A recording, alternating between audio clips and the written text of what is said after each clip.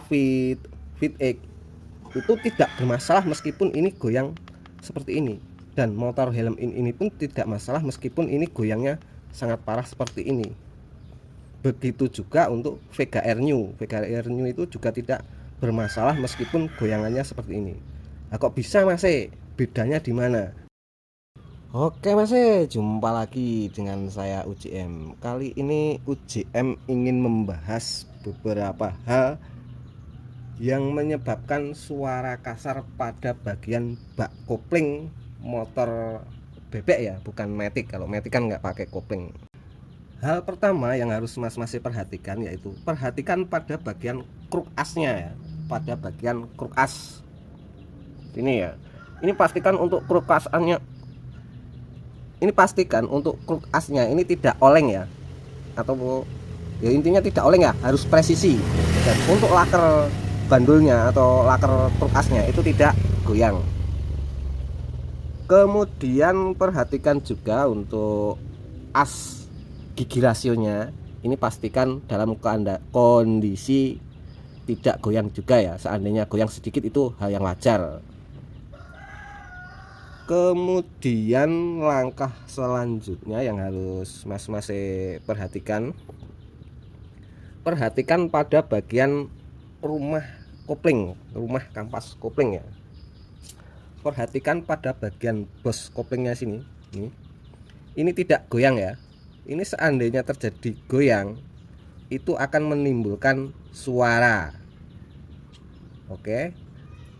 Kemudian yang harus mas perhatikan juga itu pada bagian sini, pada bagian karet ongsel sini. Itu pastikan benar-benar kenceng ya, tidak goyang juga. Mas bisa mencobanya dengan cara menggoyangkan seperti ini, maju mundur ke kanan kiri ya.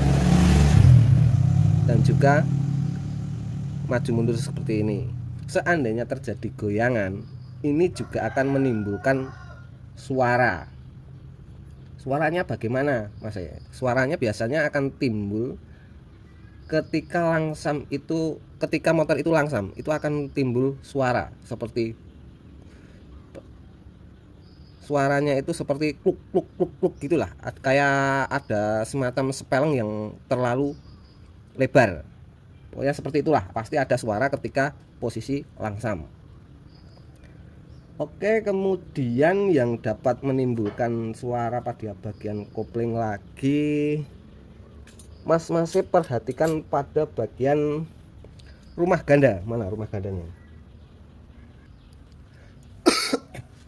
Perhatikan pada bagian rumah ganda, pada bagian kelingan sini. Ini kan ada kelingan 3 ya ini. Ini sama ini. Ini goyang atau tidak ketika kita goyangkan seperti ini.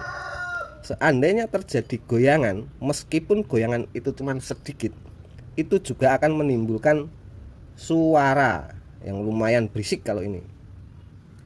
Kemudian yang tidak kalah pentingnya lagi yaitu pada bagian kampas gandanya. Kampas gandanya mas juga harus perhatikan. Mana tadi kampas gandanya?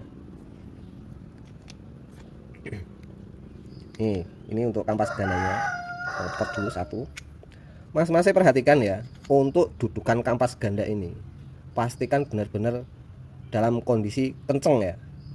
Kalau digoyang tidak boleh goyang, harus kenceng. Meskipun ada goyangan sedikit, nanti akan menimbulkan suara yang ya lumayan berisik lah.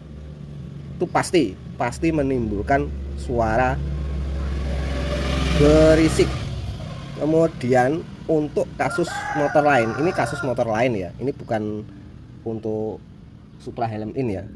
Ini pada kasus motor lain, terutama untuk motor Supra lama yang ke bawah lah, Supra lama ke bawah, Supra X lama yang ke bawah. Kemudian kalau Yamaha ya Vega lama, itu juga harus mas perhatikan pada bagian sini. Mas perhatikan ketika mas pasang seperti ini, antara dudukan kampas ganda dan kampas gandanya itu goyang parah atau tidak. Kalau goyang parah seperti ini, itu juga akan menimbulkan suara yang lumayan berisik. Biasanya suaranya itu ngoglok gitu ya. Jadi kayak getarannya motor itu terlalu besar nantinya, seperti itu. Pokoknya intinya suaranya kasar lah. Itu harus mas-masnya perhatikan, harus mas-masnya atasi ini. Kemudian kalau untuk motor yang di atasnya itu seperti Supra Fit, Fit X, itu tidak bermasalah meskipun ini goyang seperti ini. Dan motor helm ini pun tidak masalah meskipun ini goyangnya sangat parah seperti ini. Begitu juga untuk Vega Air New. Vega Air New itu juga tidak bermasalah meskipun goyangannya seperti ini. Nah, kok bisa Mas? Bedanya di mana? Nah, itulah keunggulan untuk motor-motor yang keluaran di atasnya Supra X dan Vega. Perbedaannya di sini Mas. Ntar tak ambilkan. Kenapa untuk motor ini tidak akan bunyi atau tidak akan terdengar bunyi kasar meskipun ini goyangannya terlalu parah. Ini sangat parah sekali, tapi tidak akan menimbulkan suara. Karena apa? Karena teknologinya sudah menggunakan plat penekan ya. Plat penekan. Bukan hanya ini, plat penekannya cuman bukan ini. Plat penekannya adalah ini. Ini ada semacam plat yang melengkung ya. Nah, inilah yang berfungsi untuk menekan kampas ganda ini agar tidak bergetar ketika motor dinyalakan.